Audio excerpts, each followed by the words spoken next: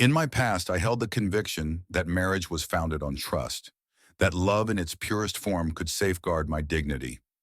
I acknowledge my mistake. I am Marcus Reed, and this tale unfolds with betrayal, leading to a quest for revenge that transformed me into a person I never thought I could become. 5 days ago, I found myself at the kitchen counter, my daughter Lily's iPad clutched in my hands, engrossed in a group chat that was never intended for my eyes. My wife Vanessa, her sister Erica, and their mother Eleanor had designated it as exclusive to family. The messages loomed over me, a relentless echo from months, even years past, taunting my every thought. "He's merely a soft touch," Vanessa penned. "He won't do anything," Erica remarked with a playful laugh emoji. Eleanor suggested, "Deplete his savings while the opportunity still exists. He will never assert himself."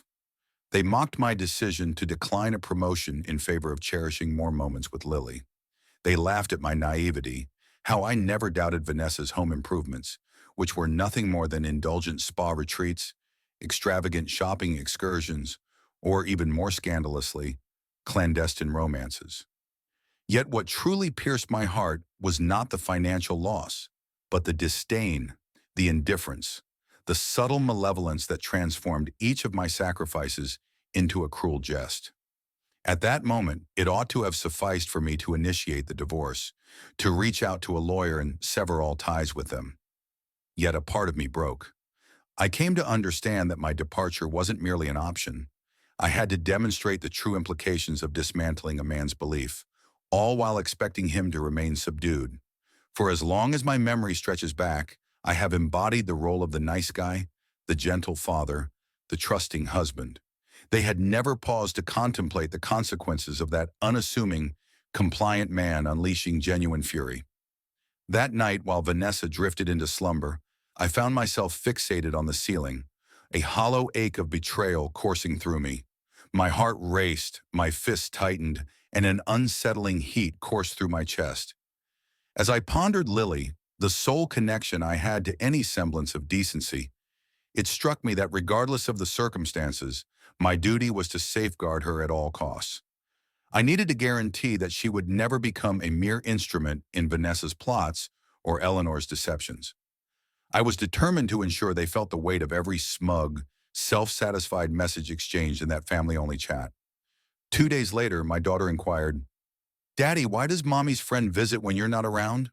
With the phone cradled in my hand, I took a moment to pause. "Which friend are you referring to, darling?" "The man of considerable height. He possesses a ring that mirrors yours and Mommy's," Lily remarked. "He arrives while you are at your job.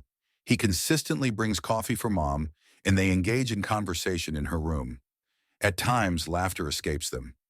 I overheard Mother refer to him as Dylan or something along those lines.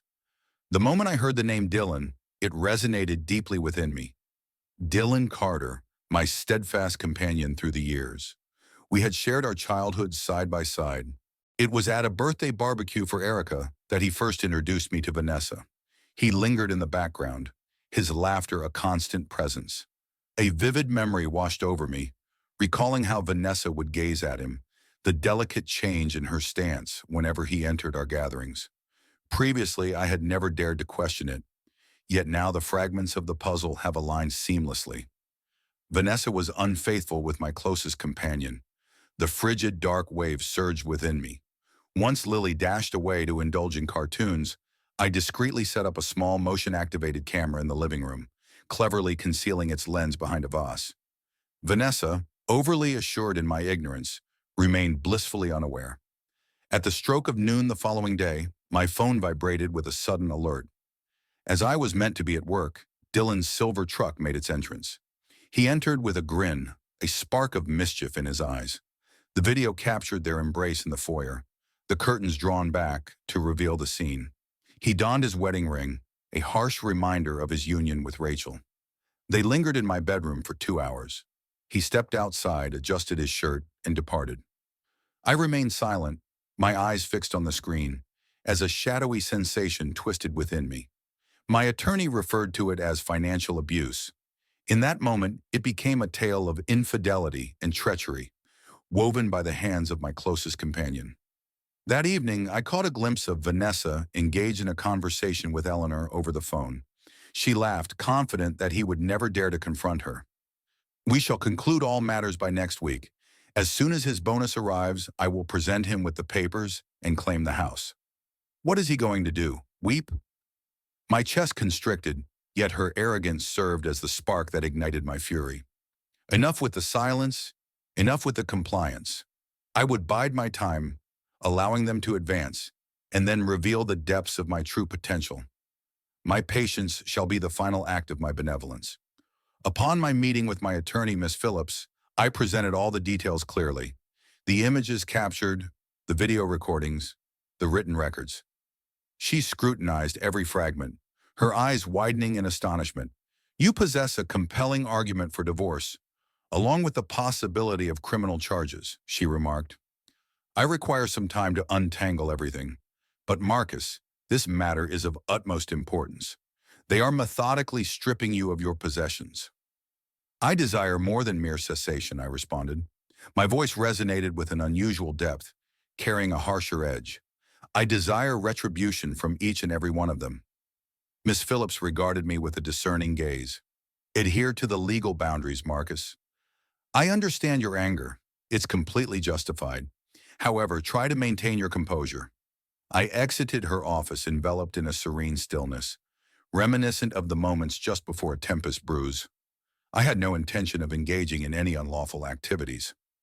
I intended to accomplish it all, yet only within the confines set before me. Yet my encounter with Dylan would be far from something a lawyer could cleanse. I had reached the end of allowing them to mistake my kindness for weakness. The anticipation of Eleanor's grand family dinner hung in the air. Vanessa, Erica, Eleanor, and all those regarded as part of their clan would gather there. Each month they would convene, exchanging whispers and maintaining their facades. I resolved to participate, armed with a meticulously crafted strategy. I made arrangements for Lily to spend the night with a friend. I wished for her to be distant from the potential consequences that loomed ahead. The internal struggle I faced revolved around the most effective way to unveil them, every single one, when the ideal moment finally arrived. At the grocery store, I encountered Erica's husband, Brian, who inquired, "You coming to the dinner, man?" His tone carried a veneer of politeness, yet lurking beneath his words was a sharpness that hinted at something more. I pondered the extent of his knowledge regarding Erica's role in the theft from me. Was he aware that she was channeling my funds into concealed accounts? Indeed, I replied, a subtle smile playing on my lips. I wouldn't dream of missing it. Brian regarded me for a moment. He then let out a laugh that felt more like an obligation than a genuine expression of joy. Looking forward to seeing you there, my friend. He remained blissfully unaware of the impending storm, nor did the others. On Saturday night, I found myself at Eleanor's expansive residence, a location that exuded affluence, yet offered nothing more than a facade. Lofty hedges, immaculate driveway, ivory columns. Yet beneath the gleaming surface, decay, deceit, and cunning schemes lurk. At the door, Erica welcomed me with a warm smile. "Marcus," she purred, her smile radiating with an almost blinding brightness. "It brings me great joy that you were able to join us. Vanessa is inside, assisting her mother with the roast. It promises to be delightful," I nodded, anticipation bubbling within me. Eleanor and Vanessa danced through the kitchen, their movements light and airy. Eleanor carried herself with a regal demeanor, shoulders squared and chin elevated, reminiscent of a sovereign in command. Vanessa donned a light, airy dress, her cheeks aglow as if she had been toiling away with great effort. Yet she had not toiled with integrity for years, ever since she unearthed the art of bending my will for financial gain. "Marcus," Vanessa said, her voice smooth and inviting, "how thoughtful of you to arrive just after your shift. Why not take a seat in the living room? Erica is set to deliver a refreshing beverage for you." I managed to conjure a serene smile as I took the glass of iced tea from Erica's hands, disregarding the sharp, piercing looks shared between her and her mother as though they were plotting an intricate design. As we convened around the grand dining table, Eleanor assumed command. "Why don't we take a moment to share some highlights from our week?" she suggested. "Vanessa, my dear, Why don't you take the lead? Vanessa let her hair cascade with a graceful flick. I have been meticulously fine-tuning the last elements of my entrepreneurial endeavor.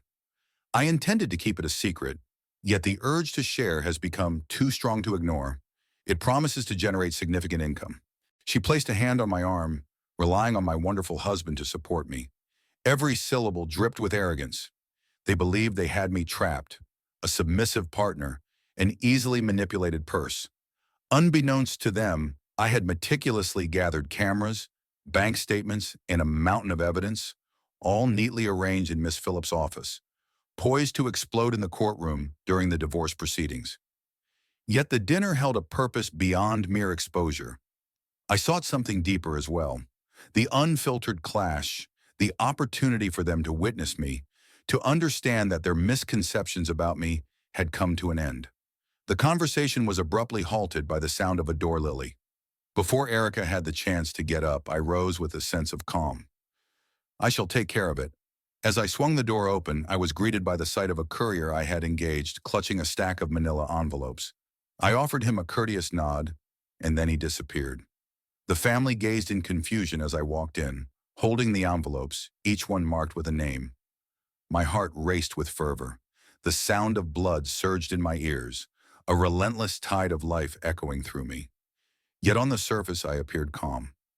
Before we indulge in dessert, I would like to share something with all of you, I announced, setting the envelopes beside each plate. What is this concerning? Eleanor insisted, her gaze sharpening with intensity. Proceed, I urged. Unveil them. Indeed, they did. One by one, gasps, curses, and wide-eyed horror unfurled around the table. Vanessa's complexion drained of color. Erica's jaw dropped in astonishment. Eleanor's lips pressed together into a tight, colorless line. Even Brian, Erica's husband, appeared visibly unsettled. Turning each page reveals a tapestry of logs, statements, screenshots, and photos. Everything was present. Bank statements revealed tens of thousands drained from my personal accounts, purportedly for home renovations. Images from the private family chat ridiculing me, plotting ways to drain my resources. Pictures of Dylan making his way to my house while I was busy at work. Chronologically documented exchanges between Erica and Vanessa regarding the divorce strategy, contingent upon the acquisition of my yearly bonus. Eleanor's emails deftly orchestrating these manipulations for optimal advantage. What on earth is this? Erica let out a sharp hiss, her voice quivering with emotion. Vanessa's eyes overflowed with a sense of urgency. Marcus, what prompted you to take this action? This matter is confidential. Taking from me was a matter of secrecy, I declared, my voice echoing in the stillness. Engaging in infidelity with my closest companion was, I suppose, a matter that concerned you as well. Yet you claimed it as your own when you turned me into a fool. Eleanor struck the table with a forceful thud. You possessed no authority. I had every right, I retorted, leaning in closer, my gaze fixed on the woman who had instructed my wife in the art of deception. Do you truly believe you can strip me of everything and belittle me in secret? I possess the right to collect evidence, Eleanor, and I have done so with great diligence. Across the table, Erica's husband, Brian, bore the expression of a man who had just received a gut-wrenching blow. Erica, do these logs pertain to our bank account? Erica recoiled, her words faltering. Brian, my dear, it's not as it appears. He is channeling his funds, my funds, as he brandished a page. You secured a second mortgage on our home? Erica remained silent. Her gaze bore into me, her expression contorted. You bastard, she whispered. Everything has been shattered. No, Erica, I whispered softly. You have shattered it all. I took the necessary steps to ensure you wouldn't escape the consequences. Once more, the door lily echoed through the foyer, piercing the stillness with its chime. My blood froze in my veins. Another unexpected visitor. A part of me had already anticipated who it could be. I had a lingering expectation that he might appear, despite the fact that I hadn't extended an invitation. Vanessa sprang to her feet, quickly adjusting her dress with a flurry of movement. I'll get it, she murmured, her voice trembling slightly. I pursued her, the whole family in tow. With a swift motion, Vanessa threw the door wide, revealing Dylan Carter, his expression a blend of uncertainty and resolve. He donned a black leather jacket, his hair tousled, and his face bore an expression that fluctuated between guilt and defiance. "Vanessa," he murmured, "I wanted to talk."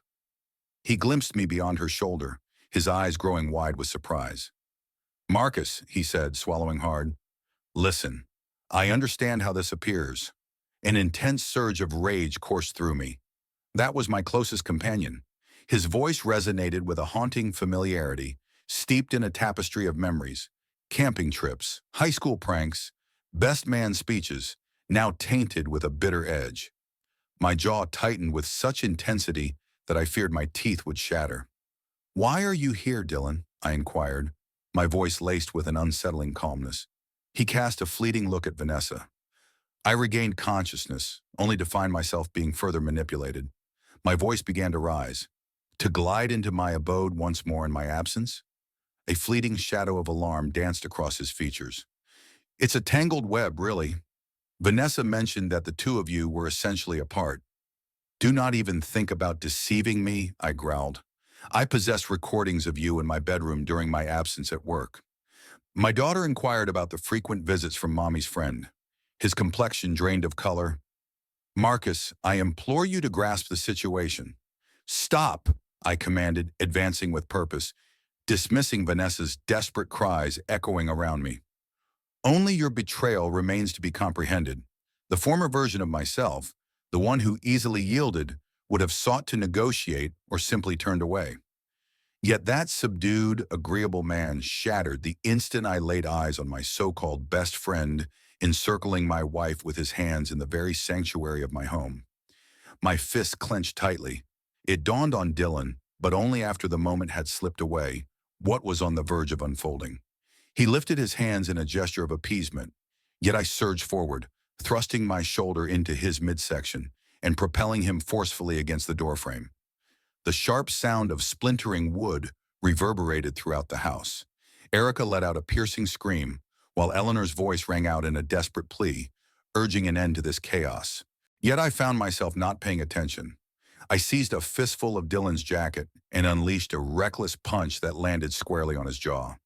The ache in my knuckles surged, yet there was a peculiar pleasure in it, almost intoxicating. Dylan faltered, and I moved forward, delivering a second strike across his cheek. He endeavored to find his footing, shifting sideways from the threshold and onto the front porch. "Marcus, this is absolutely wild." "It's justice," I whispered, my heart racing. "Every instant you grasped my hand, a smile gracing your lips, all the while plotting in the shadows. Did you really believe I would simply surrender and accept it indefinitely?" He reached for my arm, but I deftly twisted away, landing a sharp kick to the back of his knee. He fell to the ground, muttering curses under his breath. I loomed above him, my chest rising and falling with each labored breath. Vanessa cried out, "Stop! You're going to kill him!" "Amusing," I snarled, fixing her with a fierce stare. "Your concern was never for me, it was always for him." My whole being trembled with a surge of adrenaline. Dylan's cough erupted violently, a spray of crimson staining the porch beneath him. It failed to soothe the storm within me. Visions of him grinning at summer barbecues, tossing playful jests my way while sharing my bed with my wife, overwhelmed my thoughts. I lowered myself, seizing a handful of his hair. "You're done," I whispered, my voice quaking with rage. "Do you hear me? Completed." Just as I was about to strike again, powerful arms encircled my chest, with Brian and another figure yanking me away. "Marcus, that will suffice," Brian gasped. "He simply isn't worth your time, my friend." Dylan fought to regain his footing, propping himself against the porch rail, crimson droplets seeping from his lips. His eyes gleamed with fear. He had never witnessed me in this way. None of them had. I allowed Brian and the others to pull me back indoors, my breath escaping in uneven, labored bursts. Vanessa hurried to Dylan, brushing aside the chaos unfolding with her mother and sister. Eleanor was vociferously insisting on contacting the authorities. "Contact them," I exclaimed.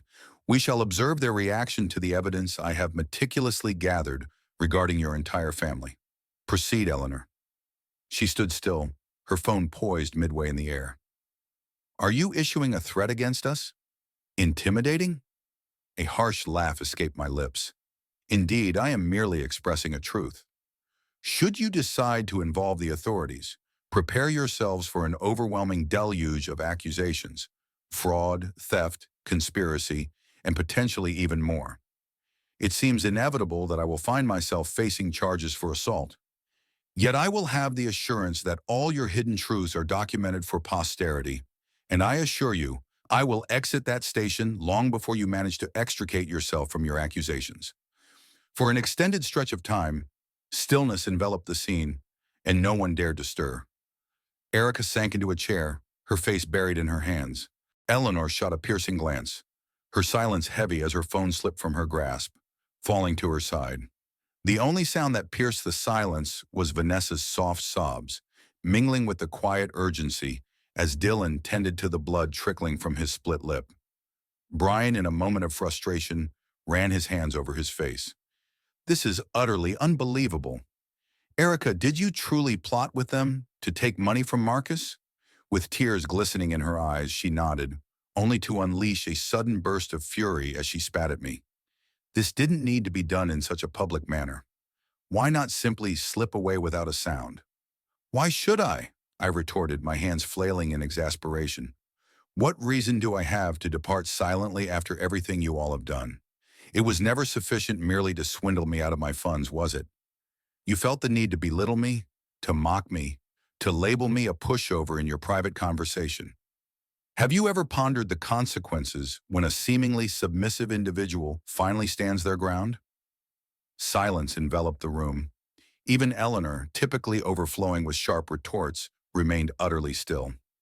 The atmosphere was thick with anticipation as the very structure of their deceitful existence began to crumble. Vanessa guided Dylan as he teetered through the doorway, gently lowering him onto the sofa. He averted his eyes, delicately touching his bruised cheek. She faced me, her cheeks glistening with tears. Marcus, I'm so sorry, she murmured, her voice trembling. It just unfolded. Dylan was present, and you. She took a deep breath. Your distance has left me feeling isolated within our marriage. Do not even think of placing the blame on me, I spat out with venom. In your time of need, I offered my support. In your moments of need, I offered you the gift of time. I poured my heart and soul into everything for you, Vanessa, and yet you all chose to mock me for it. A flicker of rage ignited in her gaze, revealing the careful orchestration behind your actions. Very well. You know what? Indeed, we did jest at your expense. You were blind to the truth, yet you were never meant to transform into this creature. Beast? I emitted a sound that resembled a hollow laugh. You created that beast with your own hands, Vanessa. Did you really believe I desired any of this? I was left with no alternative. You cast me into the wild, and in turn, I embraced the feral spirit within. Her body trembled with a potent mix of fury and hopelessness. You'll never win custody of Lily, she spat, her words sharp as daggers. A father resorting to violence against others. Not a single judge would place their trust in you. I paused for a moment, then steadily reached into my pocket. The screen of my phone illuminated the messages exchanged between her and Eleanor, revealing their scheme to provoke a violent outburst from me, all in a bid to assert claims of abuse in divorce court. Yet I possessed timestamps for that as well, along with a multitude of recordings documenting her financial transgressions, not to mention footage of her entanglement with Dylan. You will lose it all, I warned. Should you attempt to wield Lily as a pawn in your negotiations, prepare for an avalanche of legal repercussions. My voice fell to a quivering whisper. Do not even think about it. Vanessa's expression dimmed, and in that moment, I glimpsed a fear that transcended the immediate conflict. She understood that the once protective father was on the verge of transforming into her greatest adversary in the impending custody battle. The roast Eleanor had prepared remained untouched by all. Instead, we gathered in that expansive living room where accusations and sorrow intertwined in the air. Dylan's gaze was fixed on the ground, a pained expression crossing his face as blood slowly stained his jacket. Erica continued to weep uncontrollably, Eleanor's expression was somber, her meticulously crafted mask shattered.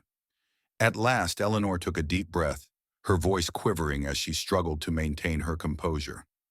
Let us all take a moment to breathe and find our composure. Marcus, might we explore the possibility of discussing terms? In the end, we are all connected as one family.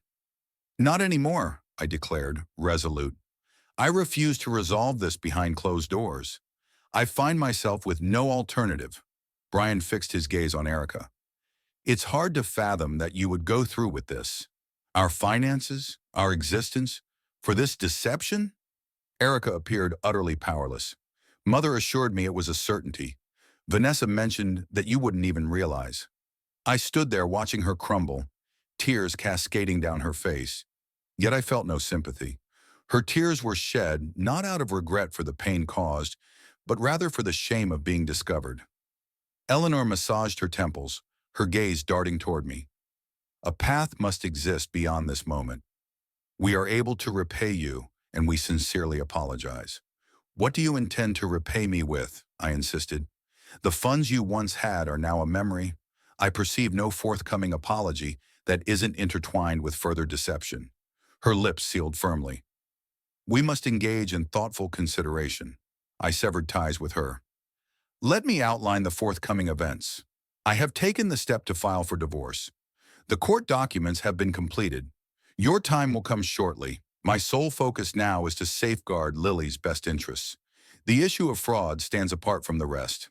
My attorney is in the process of preparing to file criminal charges. The group chat reserved for family will undoubtedly serve as a charming focal point for the prosecution, particularly the segments detailing the forgery of my signature and the misappropriation of my funds. Eleanor's cheeks turned a deep shade of crimson. Would you truly consider sending the mother of your child to prison? You are a creature of darkness. She was the one who pulled herself there, I remarked with a calm demeanor. Perhaps there exists a possibility for a plea bargain. You must consult with your legal counsel. Erica grasped her abdomen, her expression betraying a sense of nausea. What of my own existence? My eyes flickered toward her. Brian, should you wish to accompany me, I would be pleased to introduce you to my lawyer. The evidence is there for you to observe firsthand. He nodded in silence, his devastation evident. Erica appeared to withdraw further into the embrace of the armchair. I found myself on the brink of sympathy for him. He had entered this nest of treachery just as I had. Dylan found his footing, relying on Vanessa for support. He attempted to catch my gaze. Marcus found himself at a loss for words, utterly devoid of anything that might mend this situation. I averted my gaze from him. The attack, with adrenaline coursing through my veins, had bestowed upon me a dark sense of fulfillment. I had transformed into a version of myself I never imagined possible, a person who perceives treachery and responds with unyielding ferocity. I gestured towards Eleanor. Please refrain from calling me. Do not even think about trying to manipulate Lily in secret. Should you dare to misuse the speaker's name in an inappropriate manner, rest assured that I will have law enforcement at your door in no time. Clear? She swallowed, a flicker of fear dancing in her eyes. Indeed, I sought the solace of Vanessa. Her tears had ceased, giving way to an empty gaze. Gather your belongings from my home, I murmured softly. Remain by your mother's side, or choose to be with him. I tilted my chin toward Dylan. However, you must refrain from entering that house unless it is during a scheduled visitation, or you arrive accompanied by an officer to collect your possessions. Regard your life of ease as a thing of the past. Vanessa parted her lips, only to close them again. She had been defeated, and she was acutely aware of it. In a matter of days, Miss Phillips unleashed a torrent of paperwork, including restraining orders, custody motions, and lawsuits for fraud and theft. Erica's husband collaborated with us, revealing additional concealed funds and more inventive methods by which Eleanor and Vanessa had pilfered. The net tightened swiftly. Dylan made an attempt to reach me by phone, just once. I chose not to respond. A voicemail was left by him. I understand I made a mistake, yet we mustn't allow it to conclude in this manner. We've shared a bond since that moment, when I chose to erase it, leaving my responses unspoken. Certain betrayals linger in the shadows, forever beyond the reach of forgiveness. The news traveled swiftly. Eleanor, Vanessa's mother, found herself the subject of an investigation for her involvement in a series of financial schemes spanning several years, which included the forgery of signatures from other family members to secure lines of credit. Erica's breakdown deepened as Brian immobilized their finances, initiating his own legal battles against her. Their opulent way of living crumbled. In the case of Dylan, his wife Rachel discovered the truth. She had her suspicions, yet she could never have imagined that it would be I who brought the truth to light. She initiated the divorce proceedings and took their two children with her. She adopted a ruthless strategy, reaching out to every mutual acquaintance to reveal the actions of Dylan. In the span of a month, my tranquil suburban existence erupted into a chaotic whirlwind of legal depositions, property transfers, and, rather ironically, hush money. Vanessa, Erica, and Eleanor attempted to present me with settlement proposals. Ms. Phillips turned them down flat, insisting on the highest possible compensation. She assured me that I would find myself with more than I had ever envisioned. Yet financial gain was not my foremost priority. Lily existed. I firmly advocated for primary custody, highlighting Vanessa's established history of manipulation and deceit. The family court judge, after examining the evidence, awarded me sole custody pending further review. Vanessa was Brian's supervised visitation, a decision made by the court due to concerns that she might emotionally manipulate Lily or potentially abduct her. It was a drastic step, yet her treachery transcended mere monetary concerns. She had schemed to employ Lily as a pawn in the divorce proceedings. That was sufficient to shift the balance in my favor. Weeks gradually transformed into months. I discovered a new home in a respectable neighborhood, unpretentious and genuine. Transformed Lily's room into a canvas of her chosen hue. Enrolled her in after-school art programs. I endeavored to provide her with a life that felt as ordinary as one could hope for. Vanessa attempted to reshape her narrative before the judge, asserting that my explosive reaction at Eleanor's residence demonstrated my inadequacy as a father. However, Miss Phillips meticulously deconstructed that argument, presenting the evidence of Vanessa's affair alongside months of text messages where Vanessa playfully admitted to provoking me for the purpose of using it against him later. The court displayed scant compassion for Vanessa and her mother. Charges pertaining to theft and fraud lingered in the air, and I stood ready to take the stand against them should the situation demand it. One evening following a custody hearing, Vanessa approached me in the dimly lit courthouse hallway. Her mascara streaked down her cheeks, her hair fell in disarray, and she bore the weary signs of sleepless nights. "Marcus," she murmured gently, "I apologize for all that has transpired. I understand it may be too late, yet I can't bear the thought of losing Lily. You must grasp that I never intended to." "Halt," I interjected, my voice slicing through the air. "I'm no longer that naive individual." She began to weep. The former version of myself would have offered her comfort, expressed regret for her sorrow. Yet I remained transfixed, contemplating the way she had compelled Lily to fabricate stories about me, how she had schemed to drain our finances, and how she had ridiculed me. "You initiated this," I stated with a chill in my voice. "Now you must face the consequences." Then I turned and departed. A week later, Dylan confronted me outside a local diner, the faint scar on his cheek, a reminder of our last encounter, still visible. He appeared gaunter, his cheeks sunken, as though existence had squeezed every ounce from him. "Marcus," he said, his voice trembling, "I just want to express my apologies. I've lost it all, Rachel. My children, my career, everything that mattered. I made a mistake, perhaps fueled by intoxication or folly, or maybe a combination of the two. Vanessa needed someone, and I was that someone." I slammed the car door behind me and stepped closer until we were face to face. He recoiled. "You exploited the situation," I spat, "and you carried it on for months. It wasn't merely a single night of indulgence." He gulped, the weight of shame enveloping him. "I can't take it back," he whispered, a hint of regret lacing his voice. "But we were friends for so long. If you can muster the strength to forgive yourself," I released a bitter laugh. "I placed my trust in you, Dylan, and you tarnished it. Do you seek my sympathy now that your family's gone?" He nodded, tears welling in his eyes, conveying that he had nothing more to offer. Very well. I shall refrain from troubling you further. In that fleeting instant of utter desperation, his hand brushed against my arm. I nearly struck him once more. Please, he said, if you happen to see Rachel, could you let her know that I'm sorry? I dismissed him with a casual shrug. Your pursuit of redemption is your own affair. Work for it, but don't expect it from me. He departed, shoulders slumped, a shattered remnant of the confident companion I once recognized. Perhaps hidden beneath the layers of animosity, there lingered a faint glimmer of sorrow for the bond we once shared. Those days of being inseparable childhood friends. Yet he had shattered that connection, and so I allowed him to slip away from my life without uttering another syllable. Several months passed, and the divorce was officially concluded. The court bribed me the lion's share of our shared assets, encompassing a substantial sum from the sale of our former residence, a portion of which necessitated a legal struggle to retrieve. Vanessa found herself entangled in criminal charges, alongside Erica and Eleanor. Plea bargains were being negotiated. Lily, in the meantime, was flourishing, embracing a new school, engaging in fresh activities, and enjoying a father who was truly present in every sense of the term.